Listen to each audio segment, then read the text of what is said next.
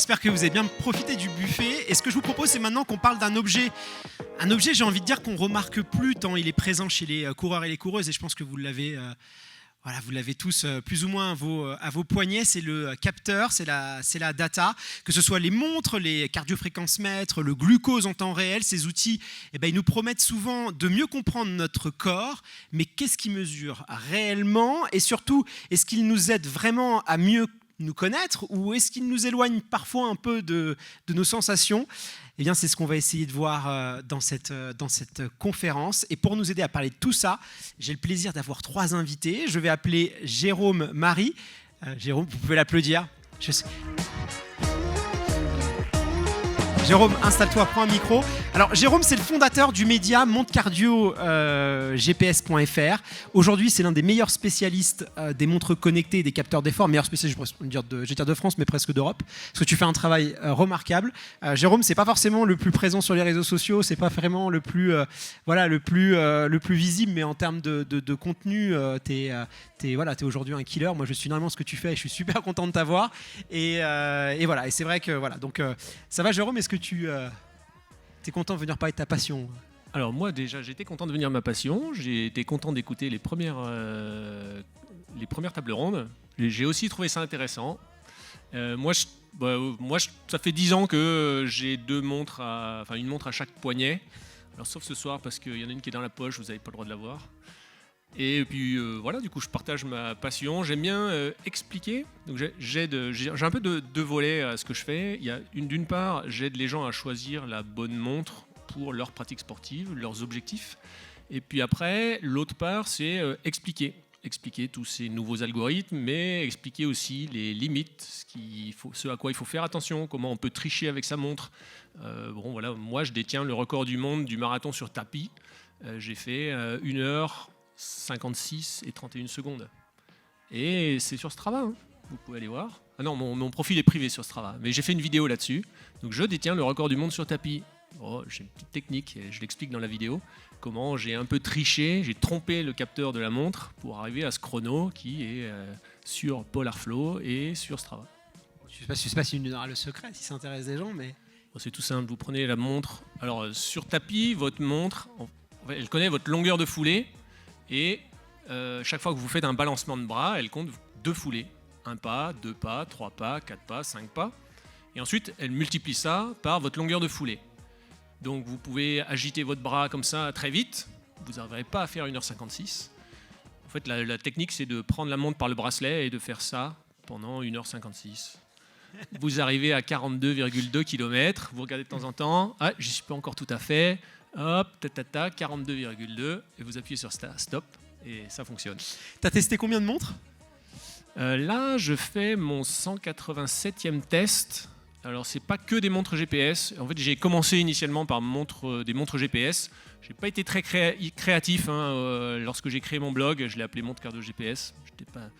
J'aurais peut-être pu faire mieux. Le marketing, c'est pas ton truc. On va pas se mentir. Je suis militaire dans la vie. Ouais. En fait, c'est pas mon métier. Je suis officier dans l'armée de terre. Donc, effectivement, j'étais pas de marketing. Et puis après, j'ai un peu étendu au fil des découvertes de sport, de rencontres, de gens qui me demandent tiens, est-ce que tu pourrais tester ceci, cela. Et donc j'ai un peu étendu ça au compteur vélo, à tous les capteurs connectés, les capteurs de puissance, les casques audio maintenant aussi quand l'avènement de la musique sur les montres est arrivé. En tout cas, voilà, parce que c'est un plaisir de t'avoir parce que c'est une vraie chance. Il est capable de faire un 12 pages sur la Garmin Fenix pour vous dire à quel point il ponce le truc. Et c'est vraiment cool d'avoir en France un expert comme toi et surtout t'avoir ce soir. Et pour parler aussi de tout ça, j'ai le plaisir d'accueillir Mathieu Lambert. Mathieu, s'il te plaît, vous pouvez l'applaudir également. Mathieu, c'est un petit génie, je peux vous le dire. Déjà, il est cycliste élite au sein de l'équipe AVC Aix-en-Provence. Il est cofondateur aussi de Cyclist Performance Academy. Donc, à côté de sa carrière de cycliste, il accompagne aussi de nombreux athlètes dans l'optimisation de leur entraînement. Ça va bien, Mathieu? Content toi aussi de parler un petit peu de capteurs et de tout ça. Je pense qu'il doit faire partie de ton quotidien parce que les cyclistes, vous êtes assez friands aussi de ça. C'est ça, ouais, carrément. Nous, on a toujours notre compteur sous les yeux quand on pédale.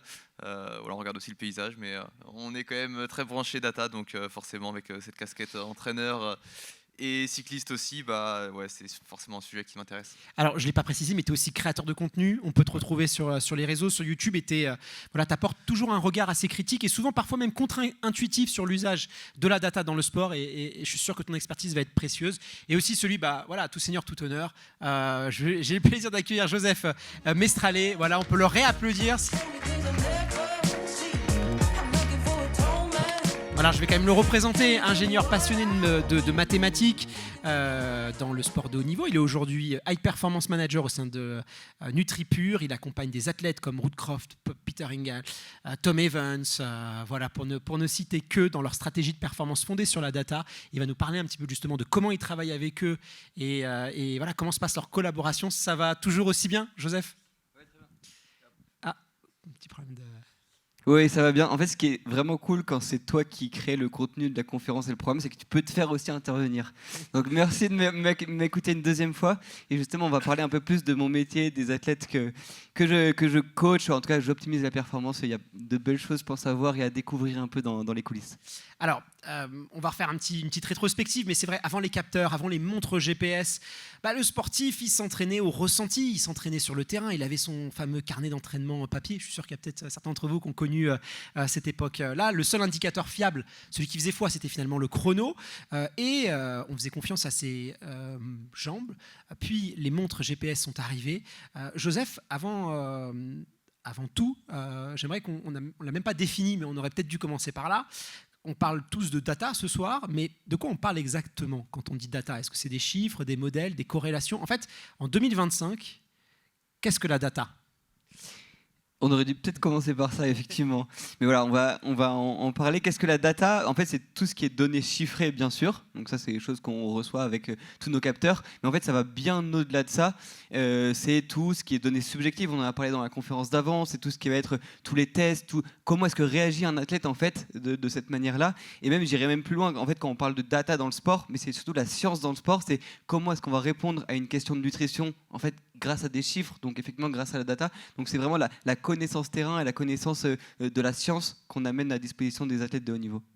Alors, la data s'est surtout démocratisée. Il y a eu à peu près deux moments clés. Le premier moment clé qui a fait que la data s'est démocratisée auprès du grand public, c'est l'essor des montres connectées. Mais toi qui connais bien, Jérôme, l'histoire un petit peu, comment est-ce que... D'où remonte l'arrivée de ces premières montres GPS dans le sport et quelles étaient surtout à l'époque leurs promesses ? C'est bien qu'on se reprojette un peu dans le début de cette technologie-là. Oui, alors la genèse, en fait, c'est donc l'apparition du GPS. Avant ça, il y avait le cardio-fréquence-mètre. Je ne l'ai pas cité, mais on s'entraînait déjà au cardio, Polar. Suunto, à l'époque, ils étaient dans les boussoles et les ordinateurs de plongée. Et ce qui a tout changé, c'est en 1995, lorsque Bill Clinton a supprimé la différence de précision qu'il y avait entre le GPS militaire et le GPS civil. Et ça a ouvert plein d'applications civiles. À partir de là, les acteurs se sont développés. Garmin avec les GPS de voiture, et puis petit à petit, avec la miniaturisation de la technologie, on est arrivé alors d'abord à des choses qui étaient plutôt des GPS de randonnée, utilisés par les militaires aussi. Et Garmin est arrivé à miniaturiser ça dans les montres. Polar, eux, ils avaient déjà des montres, des ceintures cardio, donc ils se sont dit on va ajouter ça comme un capteur externe, GPS. Bon, c'était avec la RC3 de mémoire. Et puis ensuite, tout ça est arrivé dans les montres. Et là, ça a été la deuxième phase. La deuxième phase, c'est la course au capteur, c'est-à-dire quel capteur supplémentaire on peut mettre dans cette montre. Les montres connectées, donc il y avait un monde des montres de sport qui se sont mis à ajouter des capteurs. Les montres connectées, le hardware, c'est pas cher, donc les montres connectées se sont mis aussi à ajouter ces capteurs. Et à partir du moment où on a une puce GPS, un altimètre et un cardio-capteur optique, on peut faire des applications dans le sport. Et donc on a eu un peu cette concurrence. Les acteurs originaires des montres connectées et les acteurs originaires du sport. Et la troisième phase, c'est la course aux algorithmes.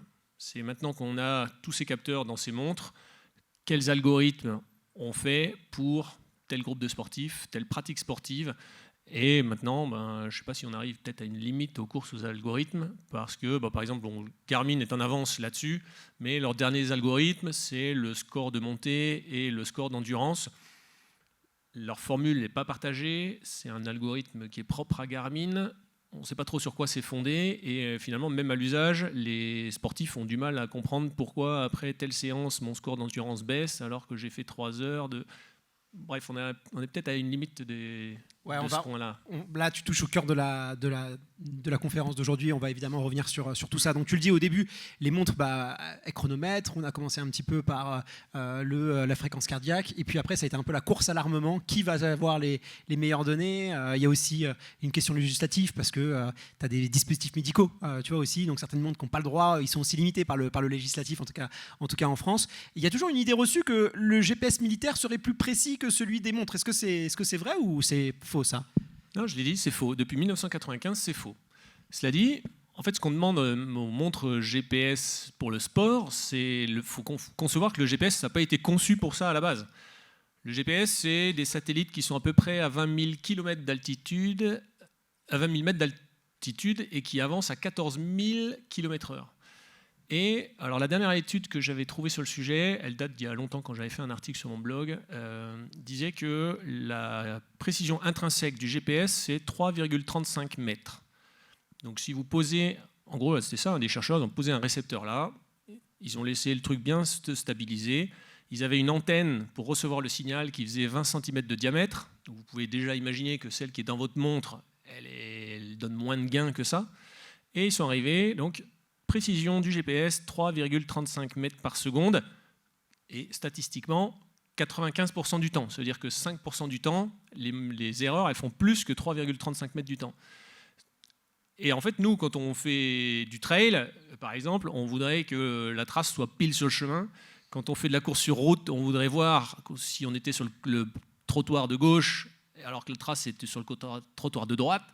Bon, en fait, le GPS, ça n'a pas été fait pour ça à la base. Donc, on essaye de tordre un peu l'utilisation. On y passe plein d'algorithmes avec un peu de lissage pour gommer les erreurs, pour essayer d'avoir quelque chose de précis, en tout cas aussi précis que ce que le sportif voudrait. Et c'est vrai que c'est intéressant de le rappeler parce que souvent, les marathoniens, par exemple, sur les sorties longues, on va travailler ses allures, on va se fier à la montre, mais c'est pas précis. Et d'ailleurs, on le voit si on fait des 10 kills, des semi-marathons, on est dans des pelotons, on voit que la montre, un axe va biper un peu avant, un axe va biper un peu après, c'est la symphonie, mais c'est jamais synchronisé. Et ça, on a tous le coach avec sa petite roue qui va mesurer et qui va mettre les bornages au kilomètre. Finalement, il n'y a pas plus précis que ça encore aujourd'hui.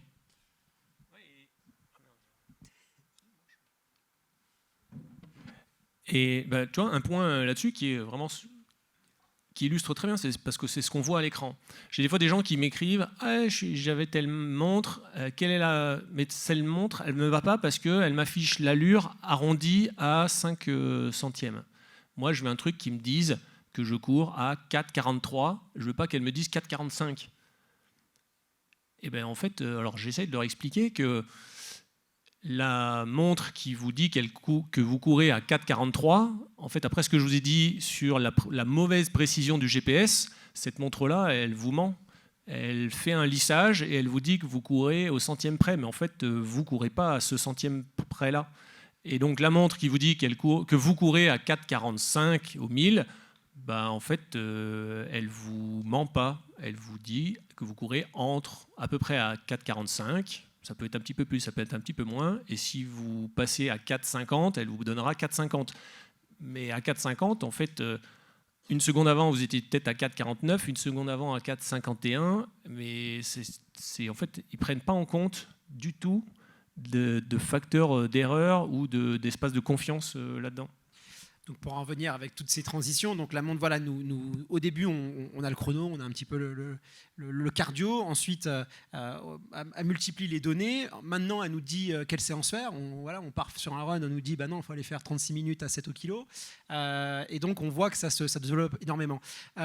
Mathieu, toi tu es à la fois athlète et tu es coach aussi, je crois, à distance, notamment, où tu coaches des personnes à distance. J'ai l'impression qu'aujourd'hui, les données, ce qu'on va avoir c'est devenu une espèce d'intermédiaire en fait. La montre est devenue une espèce d'intermédiaire entre le coach et l'athlète. Est-ce que toi tu constates ça? Elle a eu une place un peu presque d'assistant entraîneur.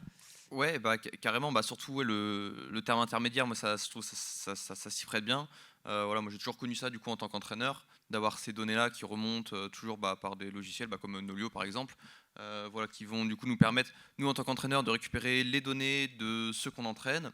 Et ça c'est un super outil. Alors surtout en vélo, nous on a les capteurs de puissance qui vont vraiment nous retransmettre ce que le cycliste produit, et c'est globalement assez fiable. Enfin, en tout cas, ça retransmet très bien ce qui a été effectué pendant les séances, et ça permet de très bien prescrire aussi des séances. Le risque, c'est de beaucoup trop se reposer dessus et peut-être d'oublier de préciser aussi les sensations qu'on doit ressentir, etc. Et donc d'apporter cette touche de nuance-là. Mais en tout cas, voilà, c'est un vrai relais aujourd'hui. Donc la montre ou les compteurs, enfin en tout cas tout ce qui va récupérer toutes ces données-là, ça va être vraiment un vrai relais entre moi et l'athlète. Et voilà, je pense aussi aux données de sommeil qu'on récupère, aux données de FC de repos, variabilité de fréquence cardiaque, etc. Qui vont nous apporter pas mal de choses et du coup qui vont nous permettre finalement aussi d'enlever les barrières peut-être, et aussi d'engager de la discussion, voilà, de se servir des données finalement pour essayer de comprendre et essayer de creuser un petit peu plus, et voilà, de ne pas se reposer seulement là-dessus, seulement sur les données, et pour que ça soit vraiment un relais entre l'athlète et l'entraîneur, quoi. Elle renforce la relation de confiance que tu vas avoir avec ton athlète aujourd'hui, ces Ouais. montres-là, ou parce que des fois ça peut aussi avoir l'effet inverse. Ça peut aussi venir fausser. Ah, ma montre m'a dit que. Ouais, c'est sûr. Je pense qu'il y a les deux, forcément. Ça va renforcer la confiance parce que ça va nous permettre d'objectiver des choses. Quand il y a des doutes sur une progression, par exemple, c'est vrai qu'on va pouvoir facilement quand même avoir des données qui vont montrer qu'il y a une progression, soit voilà, à très court terme, ou soit si on a quelqu'un qu'on entraîne depuis très longtemps, ou simplement qui a des données depuis très longtemps, on va pouvoir revenir en arrière et facilement voir la progression. Et ça renforce vraiment le lien de confiance entre l'entraîneur et l'entraîné. Si il y a une phase de fatigue aussi, les données vont vraiment nous aider pour essayer d'objectiver ça et rassurer l'athlète, ou même moi en tant que sportif. Je sais que c'est des choses que j'ai vécues, surtout que c'est moi qui m'entraîne moi-même, en fait, où des fois je me sens un peu moins bien sur le vélo quand je m'entraîne, et j'ai aussi les données qui peuvent me montrer par ma récupération, ma variabilité de fréquence cardiaque, mon sommeil, etc., que ouais, peut-être en ce moment il y a peut-être quand même quelque chose, et ça va me rassurer, me dire que ok, faut que je m'écoute et peut-être en faire un petit peu moins. Et là-dessus, ça va vraiment aider. Et voilà, je le vois aussi sur ce que j'entraîne, quand il y a ces données-là qui vont appuyer un petit peu, forcément, ça renforce la confiance dans les choix de l'entraîneur, et du coup, on peut tendre dans cette direction. Et puis, inversement, ça peut aussi forcément perturber un petit peu tout ça si l'athlète il se repose peut-être trop sur ses données, ou en tout cas qu'il a mal compris comment on pouvait s'en servir. Et s'il voit chaque séance comme un test aussi, si voilà, à chaque fois, et ça je pense que moi je l'ai vécu en tant que sportif, je pense qu'on l'a tous vécu, où on a envie de faire mieux, toujours mieux, toujours mieux, toujours mieux, sauf que ça marche pas comme ça, et que finalement on va vite forcément se retrouver face à un jour où on aura fait une séance mauvaise. Qu'est-ce qui se passe dans ce cas-là? Et là, ouais, les données, ça peut nous perturber, ça peut remettre en cause ce qu'on fait et perturber l'athlète. Donc voilà, il y a ça à prendre en compte. Et bon, il y a les deux aspects, mais c'est globalement positif, je pense. Pour conclure cette introduction, avant de rentrer dans le cœur du sujet, est-ce que vous vous souvenez peut-être d'un premier modèle de montre, ou un premier capteur, un premier concept, où vous vous êtes dit là franchement, parce qu'on va dire que ça a 15 ans à peu près aujourd'hui que les montres GPS, on va dire, sont vraiment disposées au grand public, ou font vraiment beaucoup, beaucoup développer. Est-ce que vous vous souvenez d'un élément précis, que ce soit un modèle, que ce soit une donnée, vous vous êtes dit là on a franchi un cap dans ce qu'on va pouvoir faire en termes de data et de coaching avec les athlètes? Moi, je pense qu'il n'est pas encore arrivé. En tout cas, c'est la façon dont moi je développe mes algorithmes. Quand j'ai commencé il y a 3 ans, les gens me disaient mais non, mais ça vaut rien parce qu'effectivement le GPS il n'est pas précis. Mais je me suis dit je vais commencer maintenant. Comme ça, dans 4 ans, 5 ans, quand le GPS sera précis, et pour le coup, j'aurai des choses qui marcheront, et surtout des athlètes qui me font confiance. Donc justement, j'attends un peu ce GPS plus précis, potentiellement un capteur de lactate en temps réel. Ça, c'est des choses qui m'intéressent bien. Donc je suis vraiment en attente un peu de cette augmentation de la technologie à ce niveau-là. Pour moi, ça a été la VFC. Parce qu'avant, on l'a tous eu connu là, les montres, elles calculaient un temps de récupération. On ne savait pas trop basé sur quoi. Et des fois, on se disait, attends, j'ai fait ma séance d'1 heure, elle me dit 42 heures de récupération, tu rigoles quoi. Alors, il y avait quand même une incompréhension. C'est-à-dire que les gens ne comprenaient pas que ce n'était pas 42 heures sans sport, c'était 42 heures avant de refaire une séance intense. Et le jour où est arrivée la VFC, je me suis dit, là, on va pouvoir devenir, alors les cyclistes encore plus que les autres, encore plus des machines. C'est-à-dire qu'on mesure des watts pendant la séance, après on mesure notre récup, on la regarde le matin et on sait si on est assez récupéré, pas assez. je trouve que c'est assez un gros changement. Et j'ai trouvé un document de recherche, là, un papier de recherche, où les gens ils ont créé un protocole d'entraînement basé sur la VFC. Alors pas d'entraînement, mais d'évolution dans l'entraînement. C'est-à-dire que le matin, tu regardes ta VFC. Si elle a augmenté, tu vas là, tu fais tel type de séance. Si elle a baissé, tu vas là, tu fais tel type de séance. Le lendemain matin, tu regardes ta VFC. Si elle a augmenté de nouveau, bah alors tu peux aller à la séance encore plus dure. Par contre, si elle a baissé, retour à la case départ. Et tu peux te tourner dans le cycle comme ça, tous les jours, en regardant ta VFC du matin et à savoir si tu fais... Alors il y avait 3 types de séances. Il y avait des séances d'endurance fondamentale, il y avait des séances zone 5 et il y avait des séances de renforcement musculaire HIIT, par circuit, qui servait un peu de tampon quand des fois la VFC ne bougeait pas. Et tu navigues comme ça dans le protocole, juste de par l'indicateur de récupération que doit être la VFC. Bon, encore faut-il qu'elle soit fiable. Mais ça justement, on va... Exactement. Après, là, on arrive au protocole de mesure de la VFC. Comment est-ce quel protocole de mesure de la VFC on applique pour que la VFC soit considérée comme fiable? Mathieu, toi, tu as une donnée, un outil qui a été un peu game changer ou tu l'attends encore, comme Joseph? Nous, dans le vélo, on a eu quand même le capteur de puissance. Je pense qu'il a vraiment révolutionné les choses, clairement. Moi, j'ai toujours connu ça en tant qu'entraîneur. Et c'est vrai que quelqu'un qui n'a pas de capteur de puissance, je ne l'entraînerai pas, ou je lui dirais d'en acheter un. Clairement, j'ai jamais entraîné quelqu'un sans capteur de puissance. C'est vrai que maintenant, c'est monté directement sur les vélos. Les gens, quand ils achètent leur vélo, il y a déjà un capteur de puissance dessus. Donc beaucoup de gens ne savent pas forcément l'utiliser, mais en tout cas maintenant c'est sur tous les vélos. C'est admis et c'est vraiment ancré dans les mœurs. Donc ça a vraiment tout changé sur la planification, l'entraînement, l'analyse, la progression, etc. Et voilà. Alors une chose est sûre, c'est qu'aujourd'hui dans le sport, la data elle est très répandue, voire même elle est partout, mais on lui accorde peut-être une confiance souvent absolue. Pourtant, mesurer, c'est pas forcément comprendre. Mathieu, justement, dans tes contenus, tu dis souvent que la data repose sur des marqueurs imparfaits. Qu'est-ce que tu entends par là concrètement ? Ouais, carrément, parce qu'il y a toujours des imprécisions en fait dans les données. Alors il y a de plusieurs sortes. Déjà par le capteur en lui-même. J'ai déjà parlé du capteur de puissance qui, pour beaucoup de cyclistes, c'est quelque chose, c'est vraiment une religion et c'est quelque chose d'extrêmement fiable. En réalité, il y a quand même une marge d'erreur sur ces capteurs de quelques pourcents, mais quelques pourcents sur des centaines de watts, finalement, ça fait quand même pas mal de watts d'imprécision. Et du coup, c'est forcément une question qu'on doit se poser oui, on voit peut-être 10 watts d'écart de progression. Est-ce que vraiment c'est quelque chose qui est réel ou est-ce que c'est juste la marge d'erreur du capteur ? Donc ça c'est des questions à se poser. Et des fois ça peut s'accumuler aussi. Moi qui utilise aussi beaucoup le lactate pour faire des tests, des profils physiologiques, etc.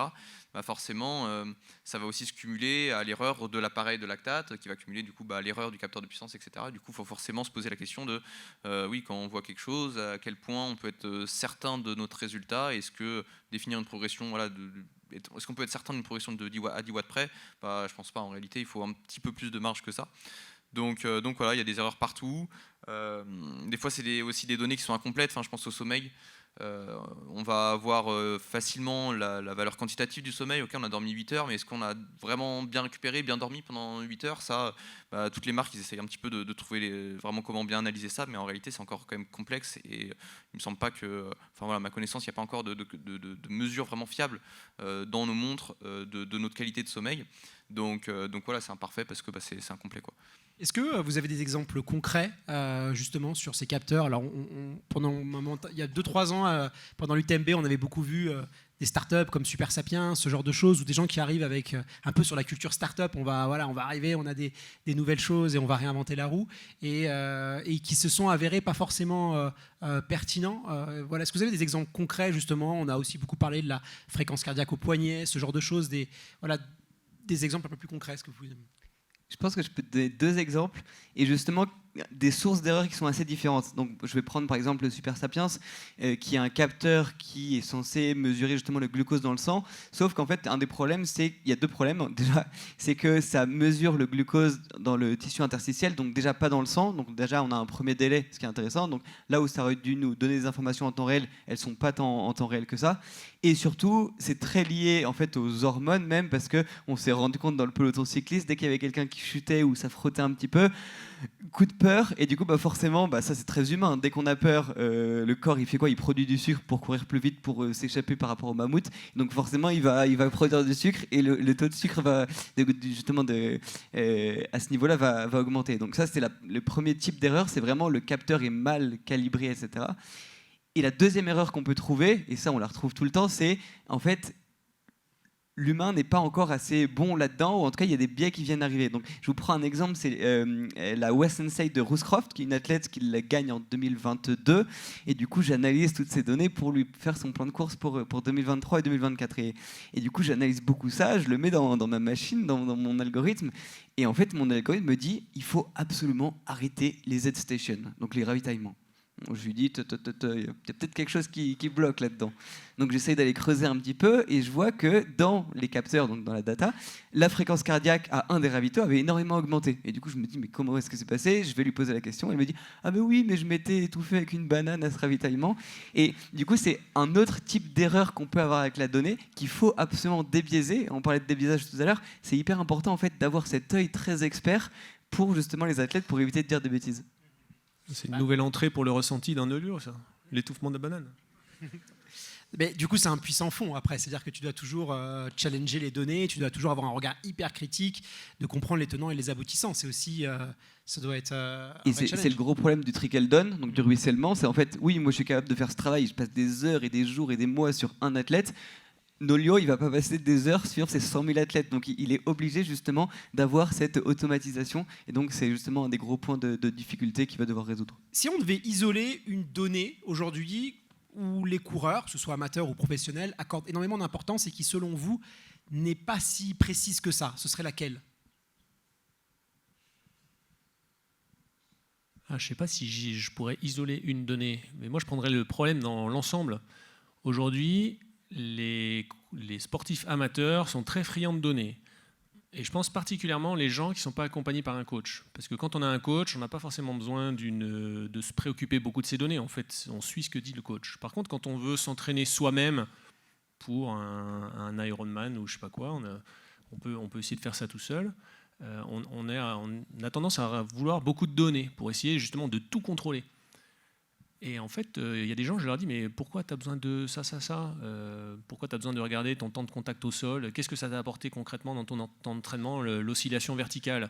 Tu la regardes, mais est-ce que tu la regardes et t'en fais rien? Auquel cas, tu perds juste du temps. Ou bien est-ce que tu la regardes, tu l'utilises pour ton entraînement, pour les séances d'après, et là, ça sert à quelque chose? Bon, en fait, pour la majorité des gens, l'immense majorité des gens, ça leur sert à rien. Et j'essaie de faire pareil aussi, j'essaie de conseiller de faire pareil sur les écrans de données. Aujourd'hui, on peut afficher jusqu'à 8-9 écrans de données par écran sur la montre. Et les gens, je leur dis, mais essayez de comprendre et d'adapter l'affichage de votre montre pour la séance que vous voulez faire. Et vous pouvez très bien faire un écran pour les séances de fractionné, un écran pour les sorties longues. Et typiquement, pour les sorties longues, vous pouvez juste mettre la durée, la fréquence cardiaque. Il y a un seuil que vous ne voulez pas dépasser, vous voulez courir pendant tant de temps. Pourquoi est-ce que vous voulez vous embêter avec des données de dénivelé, des données de je ne sais pas quoi? Non, mettez un écran de données avec 2 données, la durée, la fréquence cardiaque. Les autres, est-ce qu'elles vous servent pour votre entraînement? Si la réponse est non, dans ce cas-là, ne les affichez pas, ça vous pollue.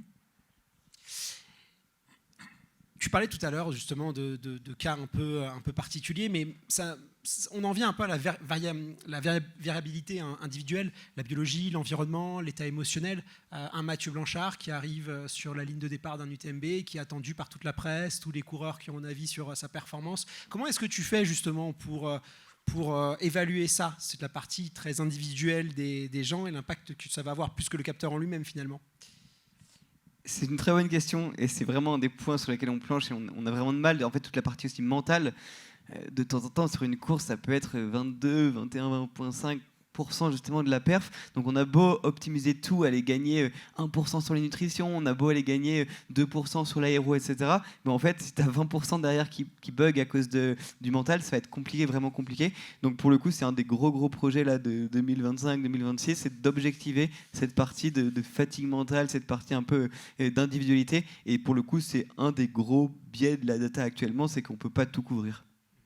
Mathieu, toi qui es aussi athlète et qui entraîne des coureurs, alors il y a cette expression, mais on dit que souvent 50% du temps tu pensais faire ton record et tu ne le fais pas, et 50% du temps tu pensais finalement parce que tu avais loupé une séance, c'était pas super bon, et tu vas sur une course et tu sors une performance de la vie, tu sais jamais quel 50% c'est. Est-ce que toi tu as déjà identifié des fois où tu devais performer, ça n'a pas été le cas, ou tes athlètes, et inversement, et comment est-ce qu'on arrive à l'expliquer, comment est-ce que vous arrivez à le comprendre? Ouais, c'est une question qui est super complexe et je te rejoins sur l'aspect mental qui est vraiment crucial dans la performance et qui finalement fait la différence sur de la performance. Voilà, à haut niveau, globalement maintenant tout le monde est très très bien entraîné et ça va être cet aspect-là qui va, ouais, justement, certains seront plus performants en compétition parce que mentalement ils ont des capacités cognitives qui vont leur permettre voilà, d'être plus forts mentalement, plus concentrés, moins se fatiguer, etc., avoir accumulé moins de fatigue mentale. Peut-être que voilà, c'est vraiment un aspect qui va être ouais, déterminant pour savoir. Ouais, un jour on surperforme, un jour on sous-performe, souvent ça s'explique quand même plus sur l'aspect mental que sur l'aspect physiologique. Et ça bon dos aussi, l'aspect mental. C'est un peu on ne sait pas, c'est le mental. Tu vois, c'est surtout en France, on a ce côté où le mental, c'est un peu un bouc émissaire. Il y a le jour sans aussi. Ça, pour le coup, on a encore du mal à expliquer. Comment est-ce qu'un matin je me lève, j'ai juste pas les jambes, ou au contraire le jour avec. Moi j'ai aussi beaucoup de mal à expliquer. Ça passe beaucoup mieux auprès de l'athlète pour l'expliquer, hein, bien sûr. Mais le jour avec ou le jour sans, en fait, on se dit ça rentre pas dans les clous. Il a eu un jour exceptionnel ou un jour sans. Et justement, il faut réussir à comprendre. Et ça va être du niveau des fibres, de la mitochondrie, de l'humeur. Il y a un milliard de trucs. Concrètement, le process, sans qu'on aille trop vite, parce que je pense qu'on a un point qui est important là. Tu as un athlète, on va l'appeler Jérôme, un athlète élite. Tout était nickel, les curseurs étaient au max, les séances étaient super bien passées, il arrive, il foire, et là vous avez rendez-vous tous les deux et vous devez justement essayer d'analyser qu'est-ce qui s'est passé, comment ça se passe dans le concret, par quelles étapes vous allez passer, qu'est-ce que vous allez regarder en premier, quel échange vous allez avoir.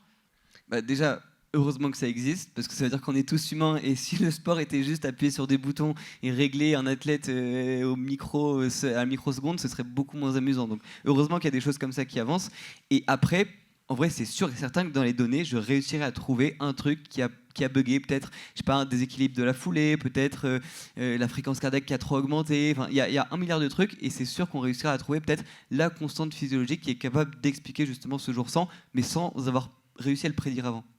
Et à contrario, est-ce qu'on passe pas aussi peu de temps quand ça se passe bien et qu'on n'essaie pas aussi de chercher parce que quand ça se passe bien, finalement, c'est la norme des choses, mais on ne cherche pas aussi à l'analyser comme on va l'analyser quand ça se passe mal. Ah oui, 100%. Tant que l'athlète il est content, il va prendre sa bière, il ne va pas passer 3 heures à débriefer. Hein. Ça, c'est un problème, du coup, j'imagine. Oui, non, bien sûr, ouais, c'est vrai. Mais c'est plus facile à expliquer, encore une fois. Jérôme, tu testes beaucoup de montres. Est-ce que tu observes quand même des différences notables? Alors, tu fais des comparatifs. Alors, je sais que tu n'aimes pas forcément comparer les carottes et les bananes, mais néanmoins, voilà, il y a quand même... Est-ce que tu notes des différences notables entre les marques, dans la manière de présenter, de lister les données, aussi de la manière de les traiter, parce qu'on voit que si tu prends 4 montres sur un 10 km, ils n'auront pas la même mesure. Toi, ton regard d'expert par rapport à ça, et comment tu peux nous aider à mieux comprendre aussi les partis pris des montres? Alors oui, c'est intéressant. En fait, pour le coup, c'est une partie dont je parle, je ne veux pas dire peu, mais jamais. C'est la partie qui est l'exploitation sur la plateforme. Il y a des gens qui préfèrent sur ordinateur, sur application. Ça coule sous le sens, c'est assez évident. Mais après, derrière, il y a toute l'interface graphique et les analyses qu'on peut faire. On ne peut pas faire la même chose sur toutes les applications. Et pour le coup, c'est quelque chose que moi, j'exploite, que moi, je ne montre pas, alors que ça devrait être un critère de choix. Parce que, alors je ne le fais pas d'une part parce que je me dis que ça demanderait beaucoup de boulot et que chaque fois que la marque va faire une mise à jour, soit en ajoutant quelque chose, soit en modifiant ne serait-ce que l'aspect graphique, en fait mon étude elle serait déjà obsolète. Donc je ne le fais pas à cause de ça. Ça me demanderait énormément de temps pour mettre à jour tout simplement ça. Et je ne le fais pas d'autre part, c'est tout simplement de par mon métier où je ne veux pas dévoiler mes données personnelles de localisation, etc. Donc c'est pour ça que tous mes profils sont tous privés. Mais effectivement, oui, dans le choix d'une montre, on devrait aussi conseiller et dire, voilà, telle plateforme, tu arriveras à faire plus ta planification de ta saison. Donc là, par exemple, c'est Polar auquel j'ai en tête. Là, si vous voulez faire une planification de saison complète avec des courses, etc., moi, je trouve que l'appli Polar est beaucoup mieux que ça, beaucoup mieux que les autres. ça peut être aussi tiers, par exemple Strava, Nolio, etc. Donc ça peut être justement pas, enfin, ils sont pas forcément super forts en software, les montres, et du coup justement ce serait peut-être à une autre application de s'occuper de ça. Est-ce qu'il y a aussi... C'est l'explication que donnait Suunto pendant une période là, sur la fin de l'Ambit 3 et avant, je ne sais pas à quel moment ils l'ont introduit là, quand ils ne permettaient pas la programmation d'entraînement complexe depuis leur application. Alors je ne sais pas si c'était la vraie raison ou si c'est celle qu'ils donnaient. Ils disaient non mais nous on se considère comme fournisseur d'un hardware et après ceux qui veulent quelque chose de vraiment poussé ils iront sur une plateforme et donc c'est pas nous qui allons fournir la planification des entraînements. Les gens ils vont aller chercher ça sur Training Peaks, chercher ça sur, alors à l'époque je ne sais même pas si Nolio existait, mais voilà c'était leur idée de dire il y a des applis qui font ça très bien. Nous, on se contente de faire du hardware et après, on montera des partenariats, des échanges de données avec les synchronisations automatiques. Maintenant, c'est quasiment instantané. Quand on arrive à la maison, les données, elles passent on l'a dit tout à l'heure, elles passent de la montre à l'appli de la marque et puis après vers tous les services auxquels on a pu relier les différents comptes. Est-ce qu'il n'y a pas une tendance aussi de ces montres dans le traitement des données à être un petit peu flatteuses ou des fois être un peu plus prudentes? Alors on parlait tout à l'heure des périodes de repos. Est-ce que aussi une montre qui va s'adresser au grand public a aussi peut-être des responsabilités juridiques parce qu'il y a aussi cette dimension-là où essayer de te flatter. Alors on a vu que sur les IA, il y a beaucoup de choses qui sont sorties comme quoi elles étaient très flatteuses. Est-ce que c'est pareil aussi pour nos montres et le traitement de nos données? C'est marrant comme question. Écoute, moi je ne l'ai jamais observé. Alors effectivement, il y en a qui sont plus fiables que d'autres, mais au sens fiable, correct, statistiquement. Voilà. Moi aujourd'hui, pour le capteur cardio-optique, je trouve que c'est Apple et Garmin les plus précis. Pour le GPS, il y a moins de différence maintenant. Quand j'ai commencé mon blog, donc, il y a une dizaine d'années, les marques n'utilisaient pas les mêmes marques et les mêmes modèles de puces GPS. Et donc là, il y avait de grosses différences. Ensuite est arrivé Sony qui a une puce GPS qui consommait beaucoup moins d'énergie et donc augmentait énormément l'autonomie à un moment où le marché voulait de l'autonomie. Le public ne voulait plus recharger sa montre tous les 2 ou 3 jours. Et donc toutes les marques se sont mises à utiliser la même puce GPS. Ce qui lisse quand même les erreurs. Là, maintenant, on retrouve un petit peu de différence. Mediatek est revenu, il y a Sony. Et donc là, aujourd'hui, je dirais que dans le GPS, je placerais Garmin et Suunto en tête. Et il faut aussi se méfier un peu du marketing. C'est-à-dire que maintenant, c'est bien connu de tout le monde. Le GPS, alors le GNSS, si on généralise, GPS étant le GNSS américain, Galileo étant le GNSS européen. Maintenant, le fonctionnement GNSS double fréquence apporte une vraie grosse amélioration de précision. Mais ce n'est pas parce qu'il y a marqué GNSS double fréquence sur la liste de specs de la montre qu'elle est vraiment plus précise. Et pour le coup, là, dans les mauvais élèves, je placerais Huawei, Amazfit, ou même si sur la boîte de la montre, il y a marqué multi-GNSS double fréquence, en fait, ils ont un lissage qui est beaucoup plus prononcé, et donc ça coupe un peu les virages. Alors, si vous faites 8 km dans un champ, dans une grande boucle, c'est pas très marqué, mais si vous commencez à faire des sentiers en lacet sous le télécabine de plan Prat, là, ça va commencer à faire une petite différence arrivant. Au contraire, moi justement, pour rebondir là-dessus, je pense qu'il y en a qui flattent un peu plus. Je pense que Mathieu sera d'accord avec moi, notamment à un moment Strava, en fait, qui avait tendance à peut-être faire gagner peut-être 0,1 ou 0,2 en allure au kilomètre. Alors, en vrai, c'est hyper humain dans la mesure où, je pense par exemple aux index de performance. À un moment, on a vu les index qui montaient, etc. Parce que les gens, ils allaient plutôt regarder ITRA parce qu'il y avait 3 points de plus. En fait, UTMB parce qu'il y a 4 points de plus. Donc en vrai, c'est assez humain justement pour l'algorithme d'aller baisser ces données parce que s'il a plus d'utilisateurs grâce à ce petit tips, bah forcément ça va être intéressant. Parce qu'il y a l'expérience utilisateur. C'est-à-dire que comment l'expérience utilisateur va être certainement plus favorisée par un constructeur que la véracité scientifique. Parce que ce n'est pas forcément ce qui rend le truc cool, ce qui gamifie et ce qui va faire vendre. Là, pour le coup, une différence de Strava, c'est qu'en fait, il retire tous les moments à l'arrêt. Oui, effectivement, si tu cours en ville et que tu t'arrêtes 4 fois au feu rouge, eh ben, Strava va supprimer 4 fois 20 secondes, on va dire, ce qui te fait 1 minute 20 à la fin. Et en fait, supprimer 1 minute 20 sur une sortie de 45 minutes, ça augmente l'allure d'un petit peu quand même. Mathieu, est-ce qu'il y a des données justement que tu regardes? Alors, on parlait de flatteuse, mais est-ce que voilà, on peut parler aussi de la VO2 max? Est-ce que vraiment on peut apporter un crédit à ça? Il y a aussi tu dis la VO2 max, pas le VO2 oui, max. pardon. Merci de me corriger. Mais non, mais on peut parler aussi des dépenses caloriques. Ça a été aussi beaucoup mesuré. Est-ce que comme ça, il y a des données que toi tu vas apporter du crédit ou au contraire des données que tu vas refuser de traiter? Ouais, puis je vais rajouter un petit truc auquel je pensais. C'est vrai que peut y avoir les marques, les algorithmes, etc. qui peuvent tenter d'être un petit peu plus flatteuses, mais je pense aussi aux entraîneurs. Enfin, je pense qu'on a tous fait parfois d'essayer de voilà, mettre en valeur peut-être un peu plus certaines choses et peut-être de pousser un peu certaines choses pour booster un petit peu la confiance de l'athlète. Donc c'est quelque chose qui... La manipulation, on peut mais c'est quelque chose qui marche quand même plutôt bien, franchement. C'est l'aspect mental, encore une fois, qui revient. Et ouais, clairement, ça joue aussi. Donc voilà. Et pour revenir sur ta question, du coup... sur la VO2 max, quel crédit tu apportes justement à ça, la dépense énergétique, parce que c'est aussi un vrai enjeu. Aujourd'hui, finalement, un athlète, quelle est sa dépense énergétique, puisque d'ailleurs, il doit aussi combler. C'est assez compliqué, justement, d'avoir une dépense énergétique précise.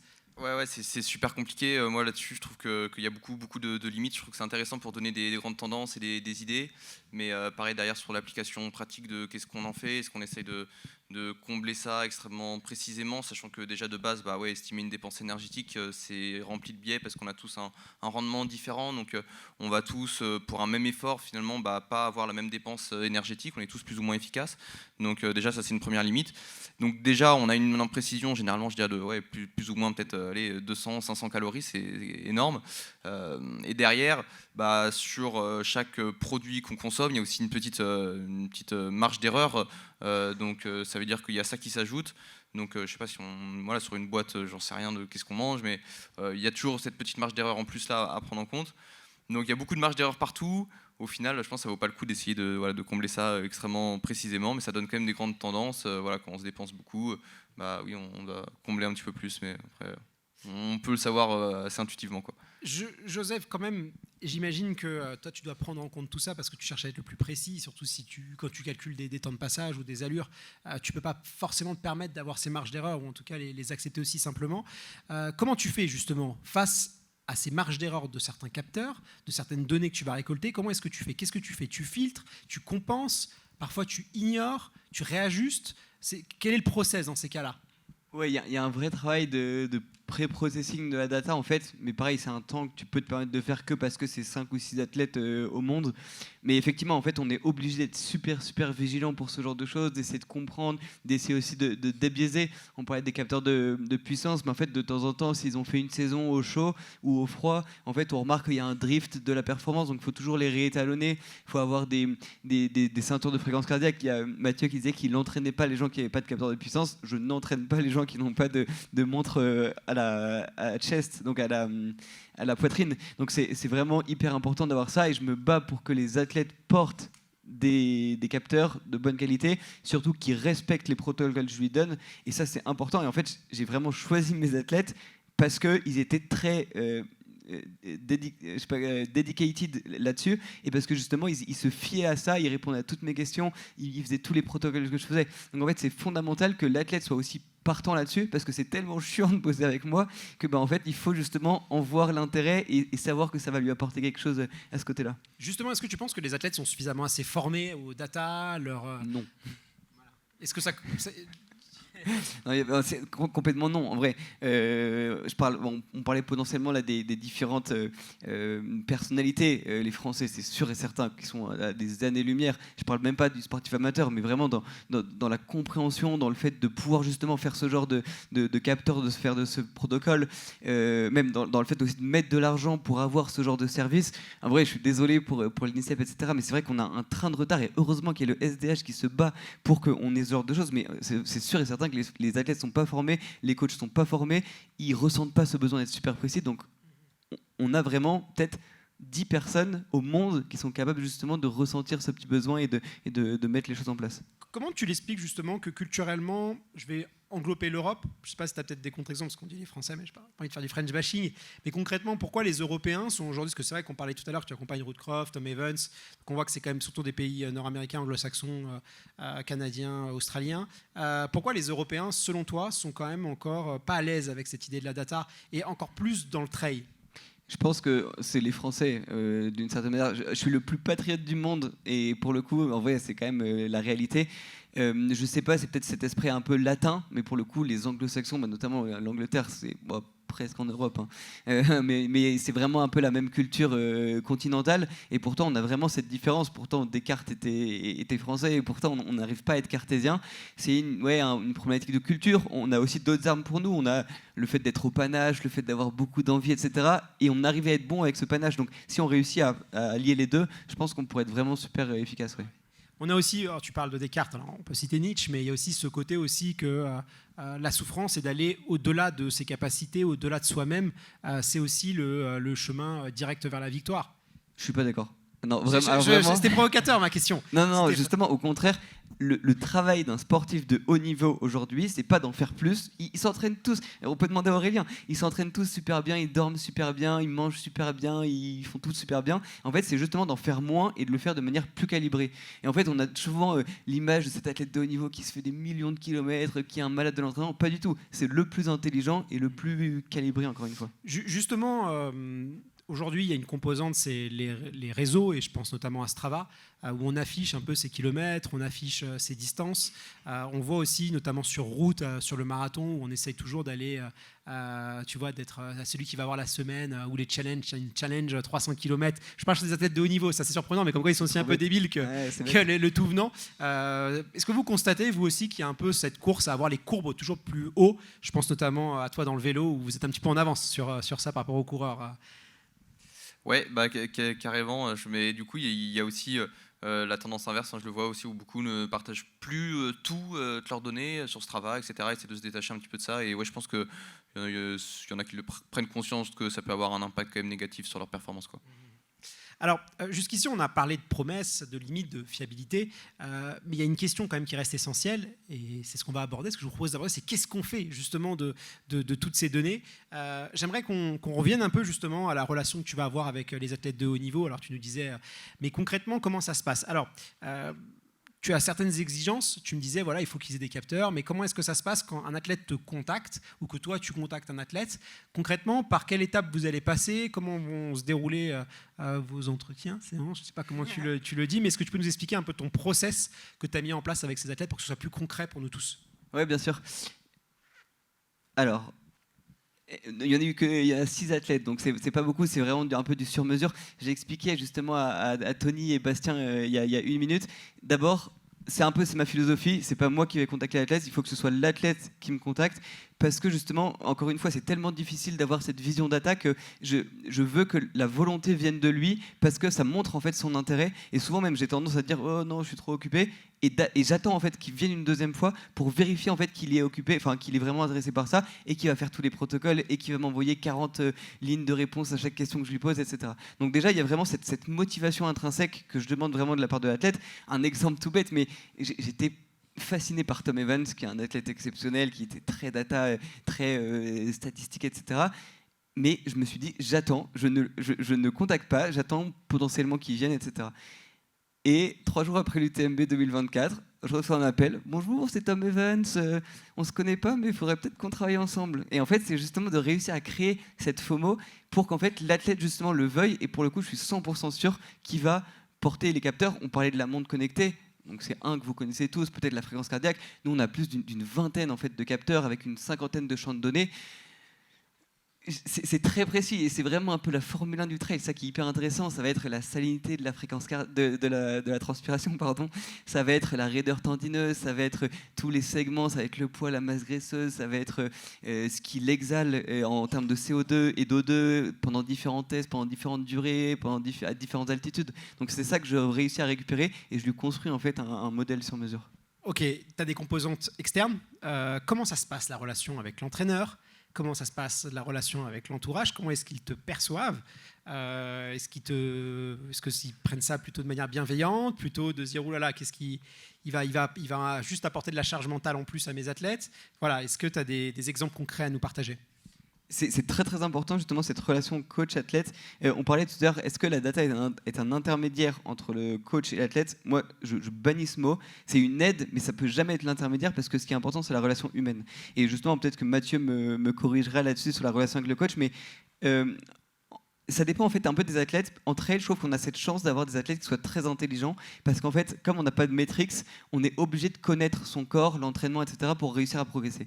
Et du coup, j'ai commencé à bosser avec Peter Engel où en fait j'étais directement avec l'athlète et en fait on discutait ensemble. Après avec Rouf, ça a été directement ensemble. Et en fait, c'est à partir de Tom Evans où c'est le coach justement de Tom qui s'appelle Scott Johnson, qui est un Américain exceptionnel de 77 ans. Enfin, je suis fou de ce gars qui est un Américain de 77 ans, qui est hyper data, qui est hyper justement tech. Et en fait, on forme un binôme hyper complémentaire maintenant parce qu'on discute tout, on s'appelle 2 fois par jour, enfin, c'est quand même dingue, on est presque meilleurs potes, on s'appelle 2 fois par jour pour essayer de discuter un peu les séances et dès qu'on a une info intéressante à remonter à l'athlète, on lui donne. Et justement, comme ça, on évite ce problème de charge mentale. C'est ce que justement Adrien Sedo avait développé comme l'invisible monitoring, mais moi, j'essaye le plus possible, c'est à quel point je suis le moins contraignant pour l'athlète.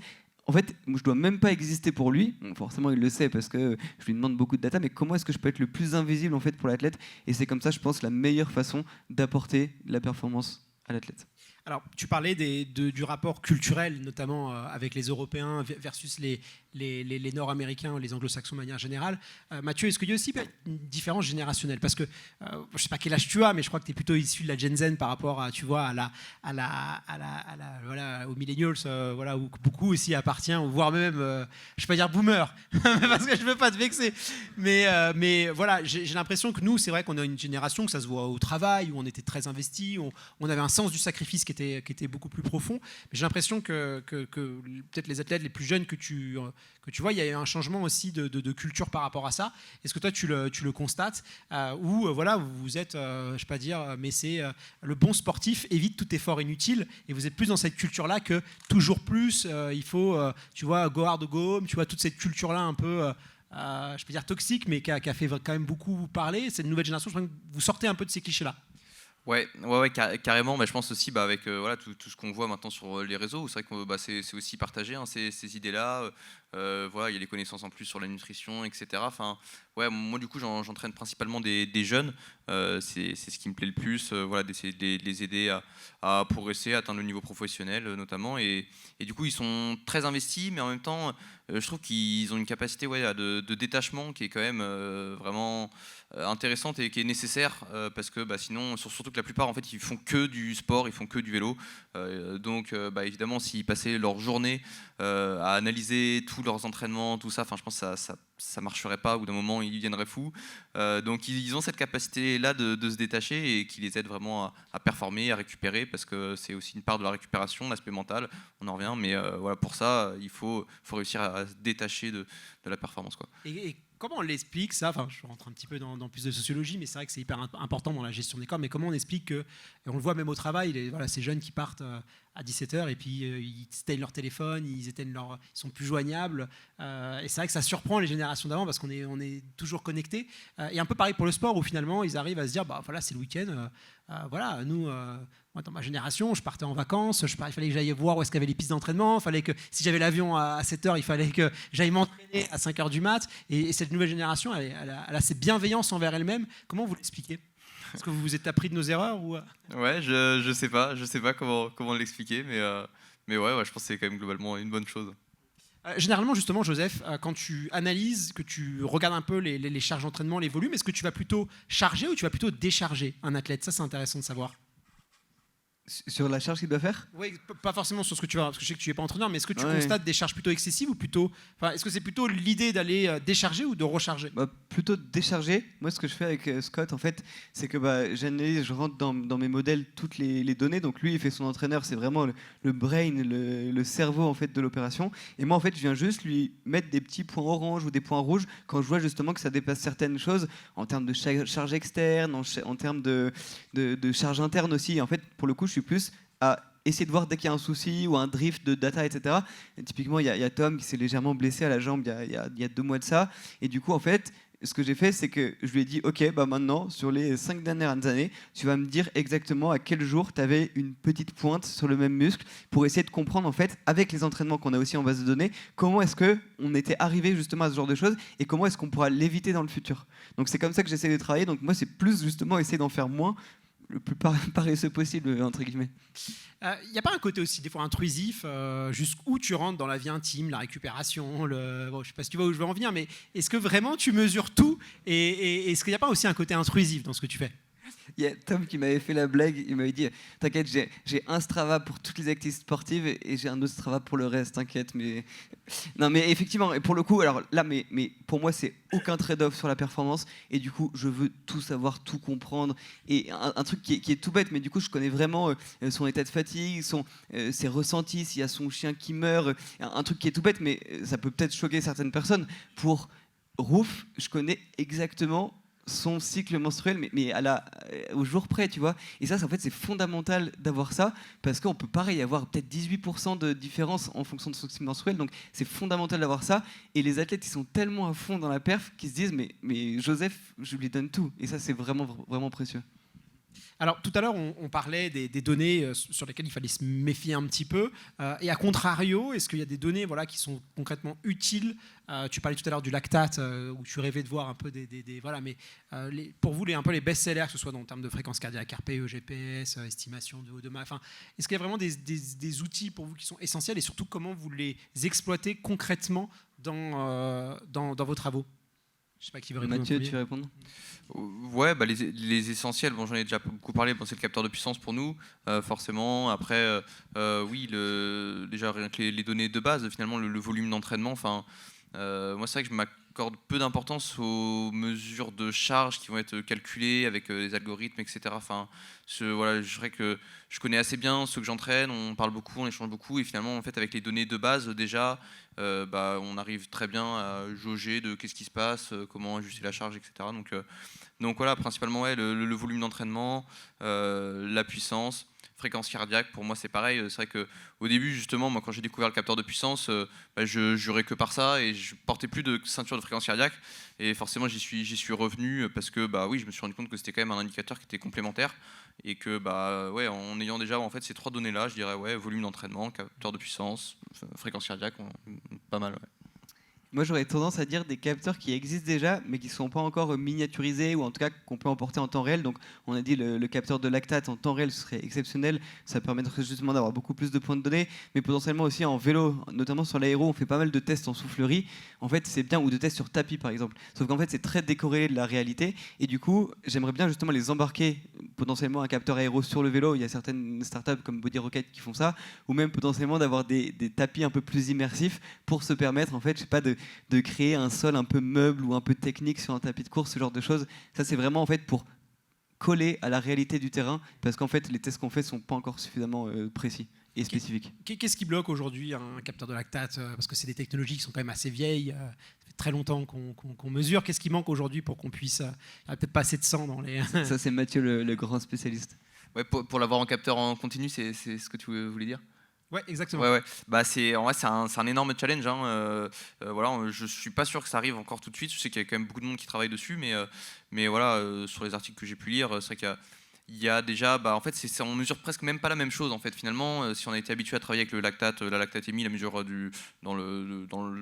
alors c'est une mesure capillaire qu'on fait, mais qui reflète la mesure du plasma sanguin. En fait, quand on mesure le lactate dans la sueur ou dans le tissu interstitiel, c'est pas exactement la même chose, même si en théorie on parle de la même chose. Du coup, il y a déjà cette première limite là, et je sais que du coup, voilà, qu'est-ce qu'on fait? Est-ce qu'ils essayent d'accorder un petit peu les valeurs sur les mesures qu'on a l'habitude d'utiliser? Est-ce que du coup, en fait, on repart d'un nouvel indicateur, mais dans ce cas-là, il faut refaire tout un travail d'éducation finalement pour que ça puisse être utilisé. Donc, puis il y a aussi l'aspect fiabilité, tout simplement. Je pense que si on ne l'a toujours pas, c'est que c'est toujours pas au point. Donc, il y a quand même beaucoup de challenges et je pense qu'il y a un peu de temps avant qu'on le voit vraiment sur le terrain, quoi. Concrètement, si tu prenais l'exemple de Roots qui a fait un super UTMB l'année dernière, mais concrètement, comment tu t'interviens justement dans sa performance? Est-ce que tu vas calculer ses temps de passage? Est-ce que tu vas jusqu'où en fait tu interviens, et surtout par rapport à l'entraîneur, comment est-ce que tu te positionnes? C'est intéressant. Est-ce que aussi tu es capable peut-être d'anticiper un effondrement de performance? Est-ce que tu es capable en temps réel de savoir via un signal précis qu'il faut changer un plan de course? L'adaptabilité aussi du plan, comment est-ce que tu gères ça? Ouais, ça c'est quelque chose d'assez puissant. En fait, c'est un outil qu'on a développé spécifiquement pour Rouf, et après qu'on a adapté pour d'autres athlètes. En fait, le but, c'est de réussir à modéliser l'athlète, et en fait pour regarder comment est-ce que tous les protocoles ou les situations de course en fait peuvent avoir des impacts sur elle. Et ça, c'est un truc qui a super bien marché. En fait, il y a plein de potentialité. Ça peut être justement en course, comme tu dis, en fait, on remarque que sa FC drop ou que sa température interne monte ou ce genre de choses. Mais en fait, même pour l'entraînement ou même pour le pacing, t'en parlais, ce que j'ai développé, c'était un système de digital twin. Donc je ne sais pas si ça parle justement à des gens dans la salle, les digital twins. Les jumeaux numériques. Les jumeaux numériques, exactement. On en a quelques-uns. C'est Tamagotchi. Je ne sais pas, vous connaissez un petit peu les Tamagotchi. Voilà, vous allez faire. On a quelques Suisses de ce côté de la salle justement qui connaissent un petit peu. Peut-être la précision classique. On a aussi une deuxième personne. Ça, c'est très important. Et pour le coup, je vais peut-être vous montrer une slide parce que je trouve que les mathématiques sont suffisamment ennuyeuses pour pas faire de dessin. Donc, je vais vous montrer un peu comment ça fonctionne. En fait, c'est avec la cinquantaine de paramètres de données qu'on a, on va réussir à modéliser un athlète et ensuite à voir comment toutes ces données sont imbriquées les unes avec les autres. Et du coup, en fait, on va réussir à comprendre que notre athlète, si elle prend 1 kg, et ben en fait, sa puissance va augmenter de temps. Donc, bien sûr, c'est 1 kg de masse grasse, de muscles, etc. Et du coup, en fait, quand on a tout ça, ça permet en fait de créer un système complexe relativement intéressant et du coup, de pouvoir tester tout ce qu'on veut dessus. Donc, je vous donne un exemple. Par exemple, ça va être sur l'aspect nutritionnel. Je vais tester un process à 96 grammes par heure de glucides. Du coup, je vais voir si ça marche sur elle en regardant en fait comment tous les autres paramètres sont impactés et si on dépasse pas une certaine borne sup ou descendre en dessous d'une certaine borne inférieure.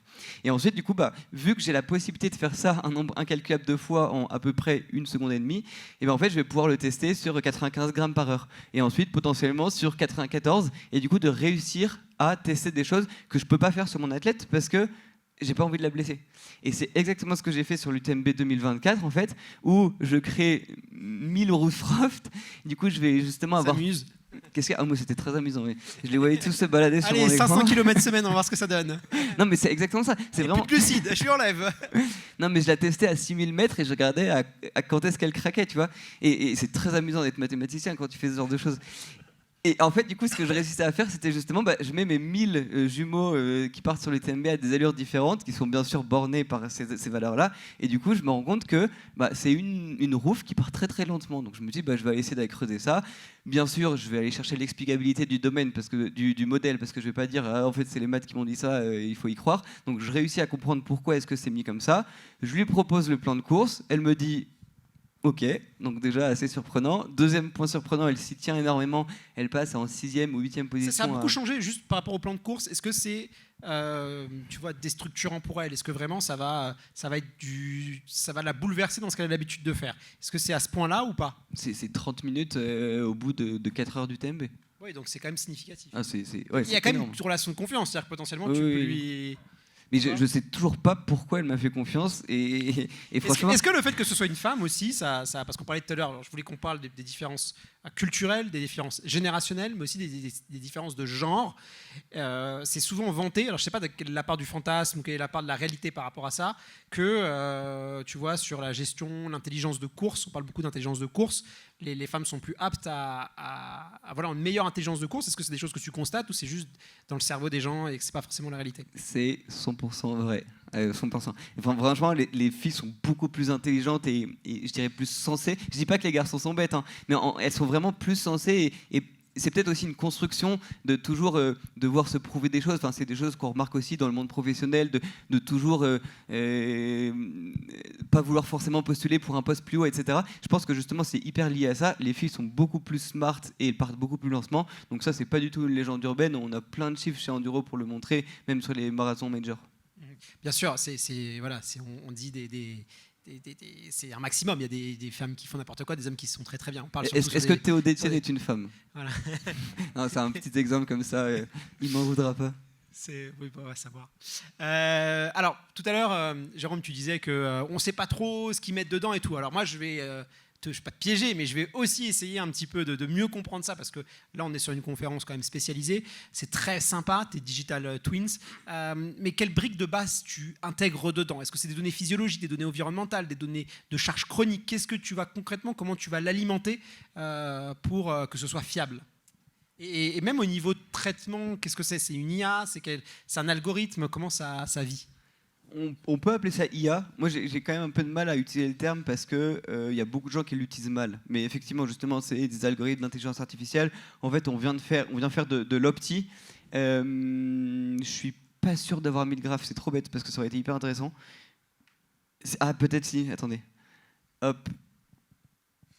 Non. Bah si, typiquement. Voilà, en gros là, ce serait en fait de prendre. Il faut faire d'abord ça paramètre par paramètre. Donc au début, j'ai commencé avec 3 paramètres de la perf. Donc c'était la VO2 max, l'économie de course et les temps de soutien. Et en fait, au fur et à mesure, tu viens agrandir le modèle. Là, je vous l'ai mis en 2D pour essayer de voir justement à quel point on vient réussir à comprendre justement comment que tu optimises. Ça peut être la force, la vitesse, je sais pas. Et du coup, en fait, on vient se dire quel est le profil idéal pour gagner cette course en particulier, quel est le profil de mon coureur, et ensuite, comment est-ce que je vais justement réussir à faire fitter ce profil avec le profil idéal. Donc en fait, imagine ça en 2D.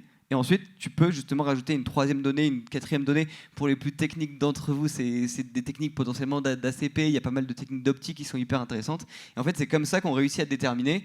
Donc, dans la vraie vie, bien sûr, c'est pas aussi facile que ça. Mais par exemple, là, c'est en fait, il y a plusieurs optima. Et en fait, il faut essayer d'être le plus intelligent possible pour voir quel schéma en fait est le plus facile à obtenir pour mon athlète. Et du coup, comment est-ce que je peux aller du bon côté de mon axe sans casser l'athlète, par exemple. Comment tu calibres ton modèle? Est-ce que sur quelle période? Quelles sont les marges d'incertitude par rapport à ça? Est-ce que c'est quelque chose qui peut durer sur un cycle d'entraînement de 6-12 semaines, qui peut être vraiment sur plusieurs années? Comment tu calibres la marge d'erreur aussi? Comment tu la jauges? Il y a toujours de l'erreur. En vrai, je ne vais pas vous vendre des promesses comme quoi la data c'est incroyable. Il y a forcément un peu des erreurs qui viennent des capteurs, qui viennent aussi de ma modélisation, parce que c'est une transmission, donc c'est forcément assez mauvais.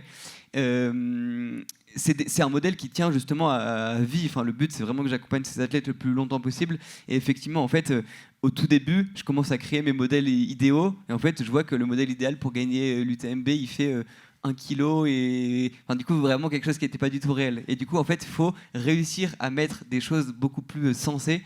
Et en fait, de mettre des bornes inf, bornes sup, justement, pour être le plus réaliste possible. Est-ce que ce type de Digital Twins, est-ce que c'est transposable aux coureurs amateurs, où tu seras confronté à des limites? Je ne sais pas si vous voulez un peu en parler ou émettre des avis là-dessus. C'est transposable, effectivement, c'est un des objectifs avec Enduro en 2025 et 2026, justement de le proposer au grand public, un peu toujours cette théorie du ruissellement.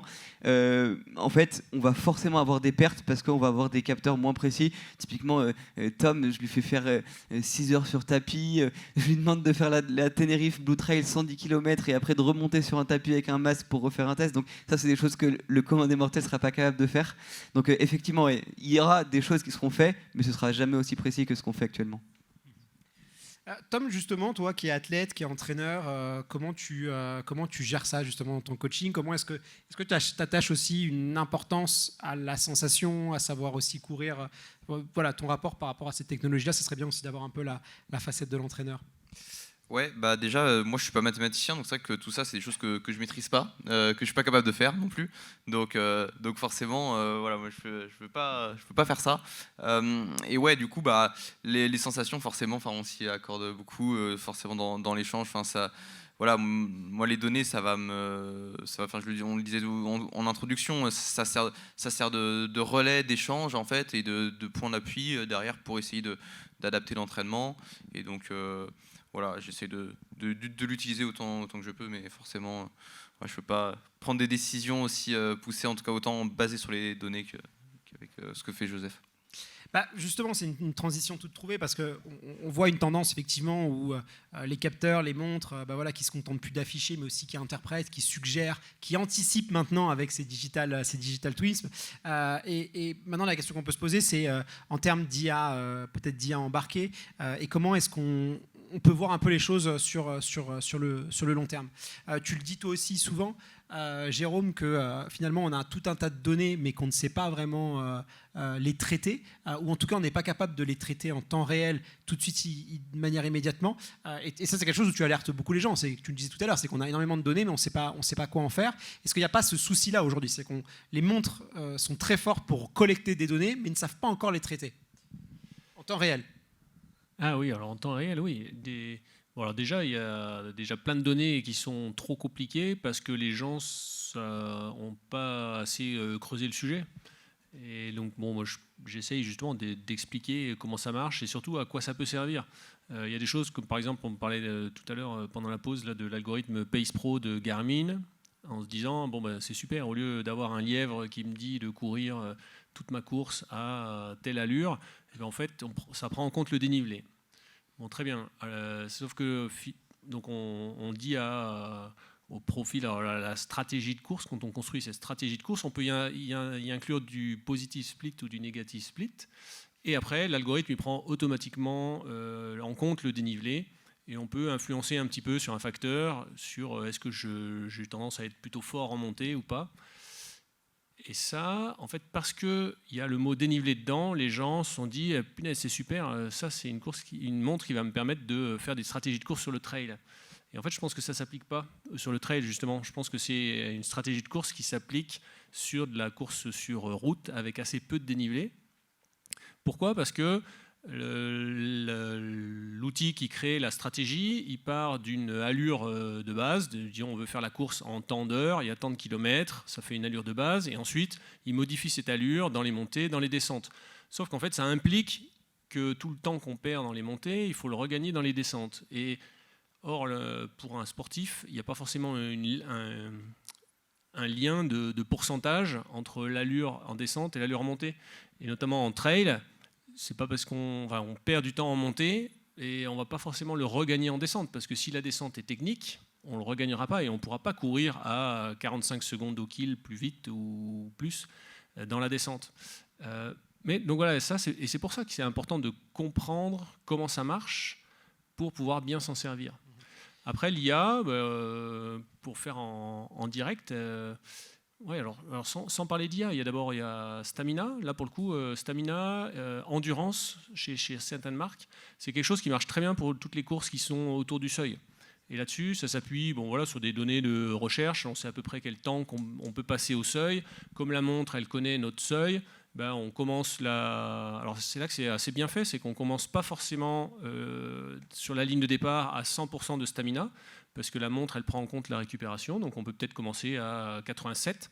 Et puis, ce qu'il y a, c'est qu'après, même quand même quand la montre nous affichera 0 en stamina, ça ne veut pas dire qu'on sera mort. On pourra toujours continuer de courir.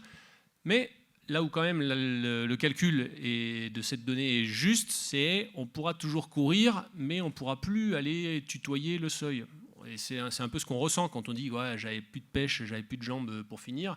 Une fois que moi je le vois assez bien sur les sorties de vélo ou de course, quand j'arrive vers les 15% de stamina, je commence à plus avoir trop de pêche quand même. Justement, parlons un peu de stratégie de course, parce que je pense que c'est assez essentiel et à mon avis, dans les années à venir, on va de plus en plus en parler. Aujourd'hui, on se contente un peu au ravitaillement de l'entraîneur, on va dire 2-3 petits trucs, mais ça va s'arrêter là. Toi, Mathieu, qui est beaucoup sur le vélo, on sait aujourd'hui que les équipes de cyclisme communiquent beaucoup par oreillette et sont en contact direct. Est-ce que tu peux nous parler aussi de comment ça se passe, toi, ton rapport à ça, parce que souvent c'est un peu décrié ou pas, et surtout au niveau législatif, est-ce qu'aujourd'hui les équipes de cyclisme ont le droit de récupérer les données sur les compteurs des athlètes pour tout simplement pouvoir eux-mêmes en temps réel faire cette gestion de données, leur donner des indications. Tu peux décrypter un peu pour nous qu'est-ce qui se passe entre une équipe pro dans la voiture avec son cycliste? Ouais, c'est vrai qu'il y a beaucoup de fantasmes là-dessus. La réalité, c'est que finalement, il n'y a pas tant d'inférences que ça de la voiture sur la stratégie de course.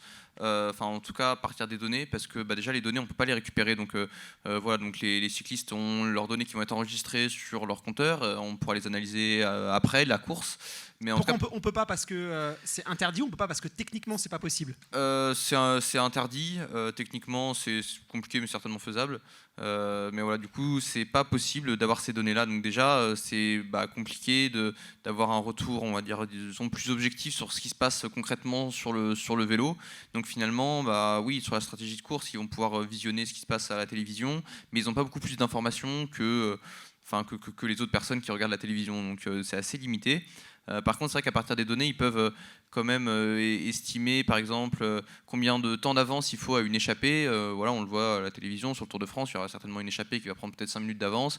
À quel moment, voilà, comment gérer l'écart, que ce soit pour l'équipe qui veut que ça arrive au sprint, par exemple, donc qui veut rattraper l'échappée, comment ils doivent gérer cet écart-là, quelle intensité ils doivent gérer, quel temps ils peuvent laisser à l'échappée, ou ceux qui sont en tête, de savoir s'ils veulent gagner l'étape, il faut qu'ils aient à 10 km de l'arrivée, qu'ils aient 1 minute 30 d'avance. Donc ça, ils peuvent le savoir et ça marche plutôt bien et ils peuvent se baser là-dessus, quoi. Et c'est vrai que ça marche même, enfin, c'est même des fois agaçant parce qu'on voit qu'il faut attaquer là à ce moment-là et ça part et c'est rare qu'ils se trompent quand même. Ouais, ça marche quand même bien. Ouais, surtout, enfin voilà, maintenant un cyclisme moderne qui est quand même pas mal centré là-dessus, avec des équipes qui sont quand même très fortes, qui dominent un petit peu aussi, donc forcément. Alors on l'a vu en Formule 1 aussi avec l'intelligence artificielle. Alors pendant longtemps on sait que par exemple sur tout ce qui est stratégie de course, des équipes comme Mercedes ou Red Bull étaient justement développées, parce qu'aujourd'hui l'IA, je parle de l'IA générative, elle est très populaire auprès du grand public parce qu'on a eu ChatGPT ou OpenAI qui a démocratisé auprès du grand public. Finalement ça fait 10 ans qu'il y a des boîtes qui ont ça et qui ont ces avantages concurrentiels par rapport à d'autres et justement qui ont mis une pâtée à tout le monde. Et donc on avait vu Mercedes sur les stratégies de course qui s'arrêtait toujours au bon moment, et puis Ferrari qui était complètement à la ramasse par rapport à ça. Et du coup, ça a vraiment changé la donne. Alors aujourd'hui, on voit que cette avance, du coup, c'est vachement nivelé. Donc on voit moins de différence entre, on voit McLaren, voilà, pour ceux qui suivent, on voit moins. Le vélo, c'est encore un petit peu différent. Est-ce que tu penses que sur le trail, aujourd'hui, on va pourquoi pas demain équiper les coureurs d'oreillettes? Est-ce que ce qui se passe sur le vélo, ça va peut-être un jour être transposable sur la course de trail running? Et je réponds avec plaisir. Après, je pense qu'on vous libérera parce qu'on meurt d'envie d'aller fracasser le buffet. Il y a encore un buffet? Bien sûr, il y a un buffet. Effectivement, on va quand même discuter de tout ça entre nous. Effectivement, je pense que c'est des choses qui peuvent arriver. En parlant d'IA, etc., je suis pas sûr qu'une IA qui est généraliste, qui est super bon pour répondre à des questions marketing, soit très très bon pour en fait avoir autant de finesse sur des sujets comme ça de physiologie. En tout cas, il faudra encore quelques années pour que ça arrive, mais c'est vrai que si ça peut arriver sur une montre, ça peut être intéressant. Effectivement, je pense que le trail est un milieu et un sport qui est en pleine explosion, donc on n'est pas encore légiféré, mais je suis sûr qu'il y a certaines choses justement qu'on est en train de mettre en place qui dans 2 ans ne passeront plus parce que, par exemple, le Super Sapiens va être interdit sur les courses parce que ça apportait trop d'informations. On a vu finalement que c'était pas si précis que ça, mais en fait ça apportait trop d'informations. Et l'oreillette aujourd'hui, c'est si tu veux demain équiper tes athlètes d'une oreillette, est-ce que tu as le droit de le faire? Oui, enfin, en fait, il y a un flou juridique, donc je pourrais carrément le faire. Je pourrais carrément récupérer via LTE les données en temps réel et à chaque ravito, en fait, savoir exactement comment va mon athlète sans même lui poser la question. Donc ça, c'est des choses qui sont faisables. Pourquoi tu le fais pas? Peut-être que tu vas le faire cette année. Voilà. Non, donc voilà, okay. Donc c'est des choses qui sont vraiment faisables et presque faites. Donc je pense que dans 2 ans, et c'est génial parce que moi je m'amuse comme un fou, je pense que dans 2 ans ça risque d'être interdit parce que effectivement c'est peut-être une avance qui est trop importante et ça aide trop les athlètes. Ouais, ou pas, ou ça sera autorisé et le public aura même accès à ce qui se dit et comme en Formule 1 et ce serait génial à suivre ce que ça va aussi dans l'info. Enfin, après chacun aura son avis par rapport à ça. Juste avant de se quitter et d'aller au buffet, j'aimerais quand même qu'on parle un peu de nouveaux acteurs. Alors on parle aujourd'hui, c'est vrai qu'il y a une dominance un peu de Garmin sur les montres parce qu'ils ont les meilleurs capteurs, ils ont bien développé aussi tout ce qui est logiciel. On parle beaucoup en ce moment d'Apple Watch. Pourquoi on parle beaucoup de l'Apple Watch qui fait un peu sourire aujourd'hui, qui est un peu en retrait. Néanmoins, on sait qu'Apple développe de l'IA en natif, c'est-à-dire qu'en gros, alors ils sont sur les règles de sécurité, ils veulent pas que ça se parte et donc ils développent des IA en natif et donc avec des nouvelles puces qui sont capables de gérer, traiter de la donnée. Et voilà, ce qui se dit un petit peu, c'est que Apple Watch pourrait revenir un peu dans la course avec justement cette capacité de capteur et de traitement en temps donné, puisqu'ils ont la capacité technologique de le faire, ce qu'aujourd'hui Garmin serait incapable de faire. Et donc ils arriveraient avec un produit un peu disruptif, ce qu'a été l'iPhone, un peu avec les téléphones portables où ils ont un peu tué tout le monde. Ils referaient la même chose sur les montres connectées. Aujourd'hui, on sait que la technologie, la Silicon Valley, c'est souvent vu comme de la sédentarité, du temps d'écran. Et Apple est très attaché aussi à montrer que c'est aussi la solution. C'est aussi, en fait, pas que des gens derrière des écrans, mais c'est aussi des gens dans le sport, dans la performance. Et donc, ils investisseraient beaucoup. Est-ce que toi, tu y crois? Est-ce que c'est des rumeurs? Est-ce que l'Apple Watch Ultra 3 va développer des puces qui nous permettront de traiter ces données et va mettre Garmin à l'histoire ancienne? Pour le sujet d'Apple, ce qui est clair, c'est que le jour où ils auront envie, ils pourront battre toutes les autres marques. En fait. Ils ont tellement de moyens que le jour où ils décident le sport, c'est notre priorité sur les 2-3 ans à venir, on y met le paquet, plein d'ingénieurs, plein d'argent et on développe des choses. Bon, ils ont des moyens, si on compare Polar et Suunto, c'est des PME à côté, quoi. Clairement. Mais pour l'instant, ils ne l'ont pas fait. À chaque fois, ils font un petit pas. Et puis, donc voilà, il y a eu l'Apple Watch Ultra. L'Apple Watch Ultra 2, elle n'a rien apporté de plus à part changer la couleur du bracelet. On va voir ce qu'ils sortent pour la 3. Ils ont peut-être réservé quelque chose et peut-être qu'ils vont relancer là. Ou alors, ils vont peut-être décider que dans la santé, ils gagneraient beaucoup plus à équiper des dizaines de millions de vieillards qui veulent mesurer leur électrocardiogramme et je ne sais quoi. Et finalement, peut-être que là, il y a plus d'applications IA pour essayer de dire si un vieux est en bonne santé qu'un sportif. Donc ils auront des choix à faire. Mais s'ils veulent... En fait, c'est une question de stratégie. S'ils veulent mettre le paquet sur le sport... Ça prendra 3 ans, mais en 3 ans, ils rattraperont tout le monde. Mais développer en natif de l'IA sur une montre, aujourd'hui, s'il y a bien une marque capable de le faire, il n'y a que Apple. Parce qu'ils ont les puces F5. Depuis quelques semaines, on voit les limites de l'IA sur Garmin Connect Plus. J'en ai fait c'était le sujet de ma dernière vidéo sur les IA de Strava et de Garmin Connect Plus. Alors, il y a plusieurs idées. Sur Strava et Garmin, ils ont fait le choix d'une IA qui va faire l'analyse des données sur l'application. Toi, tu penses à l'analyse des données en temps réel sur la montre.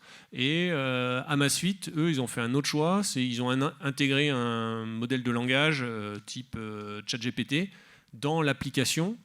Et ce qui fait que c'est dans l'application d'Amazfit qu'on pose des questions sur la nutrition. En fait, on peut lui demander dans l'application, vu mes entraînements dernièrement, est-ce que je me suis assez récupéré ?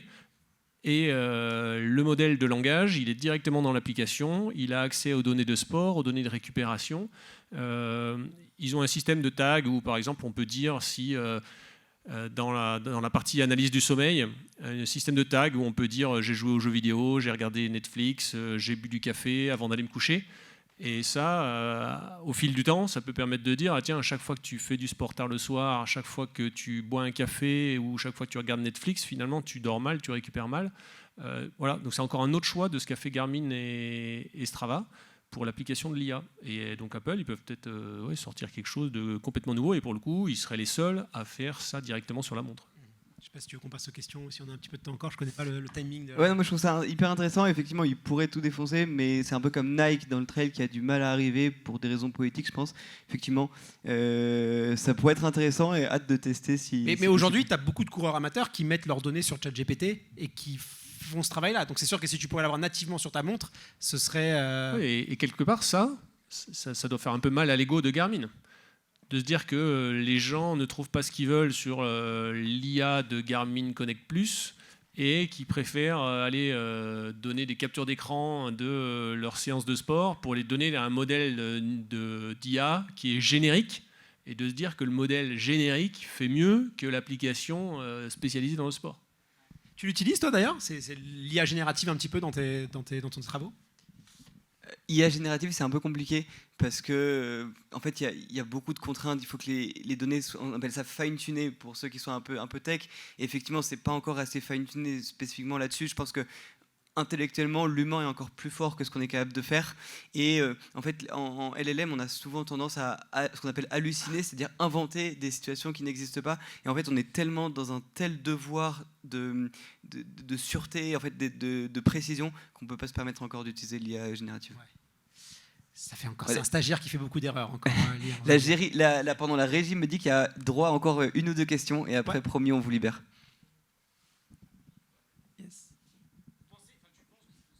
La question, pour ceux qui nous écoutent, c'est est-ce qu'on peut reproduire l'équivalent de Moneyball, qui est le film justement qui était fait là-dessus?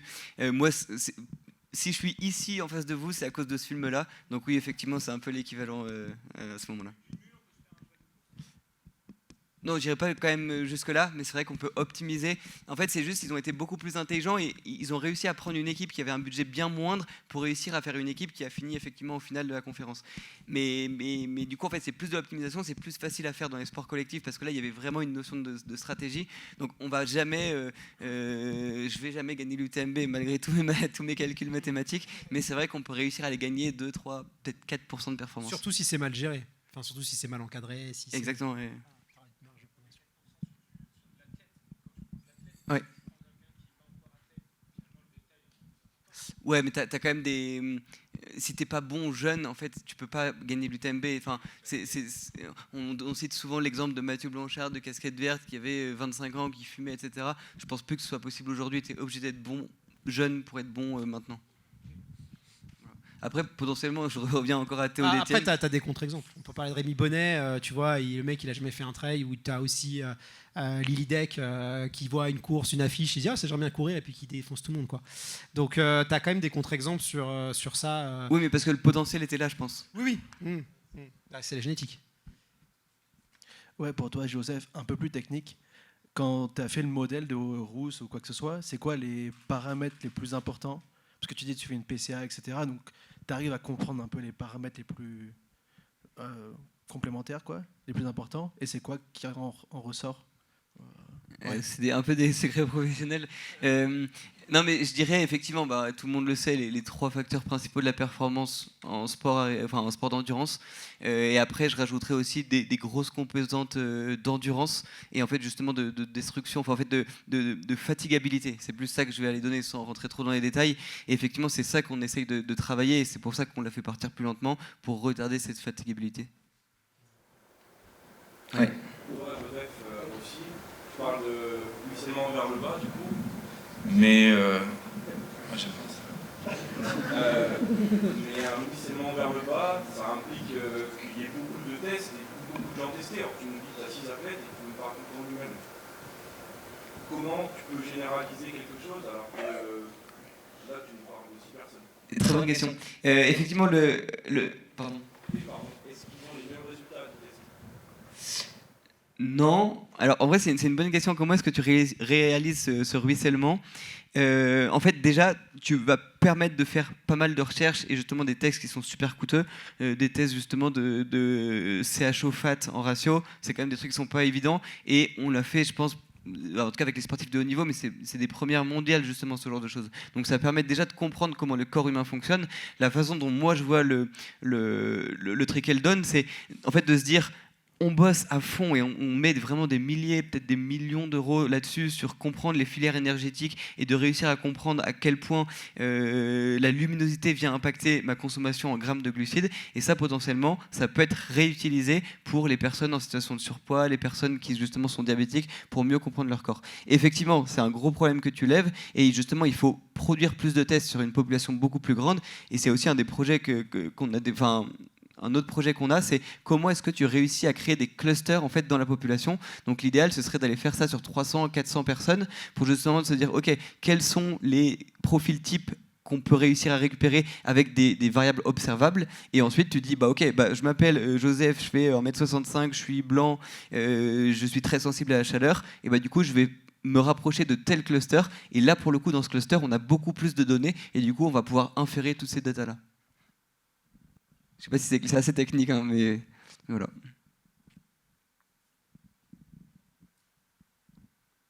Allez, une dernière question. La dernière. Petite question.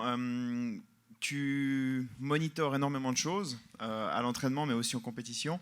Est-ce que tu ne penses pas que sur le grand événement, le grand jour J, le fait de monitorer complètement une performance te fait potentiellement passer à côté de l'athlète qui se sublime et puis qui va aller au-delà de ce qu'il aurait pu potentiellement faire? Que le numéro 10 restera toujours le numéro 10? Ouais, c'est une bonne question. Effectivement, et c'est important de monitorer beaucoup de choses, mais tu as plein de paramètres en fait, qui ne sont pas importants ou peu importants. Je vous confirme par exemple que la couleur de cheveux, ça n'a jamais impacté la performance de Roofcroft par exemple.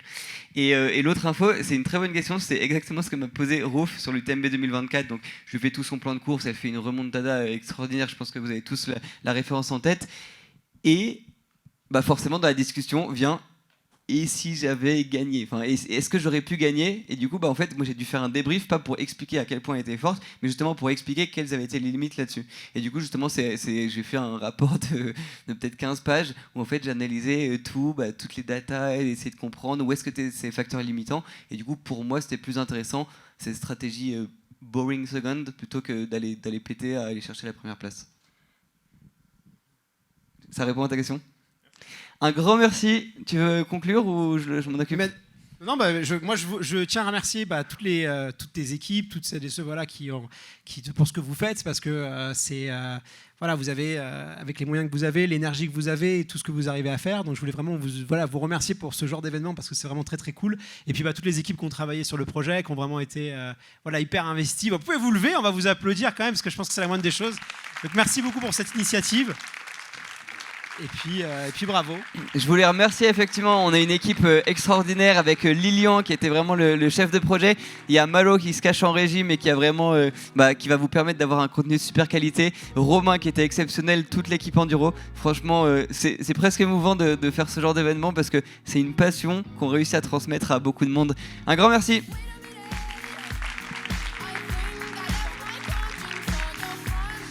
Merci beaucoup, comme l'a dit Joseph, c'était vraiment un plaisir. On est tellement fiers de l'événement qu'on a réussi à monter. Merci à tous, vous avez été super, franchement hyper attentifs, des questions de fou. C'est vraiment tout ce qu'on a rêvé, ça s'est passé ce soir. Donc merci, on vous a prévu triple ration de buffet dehors.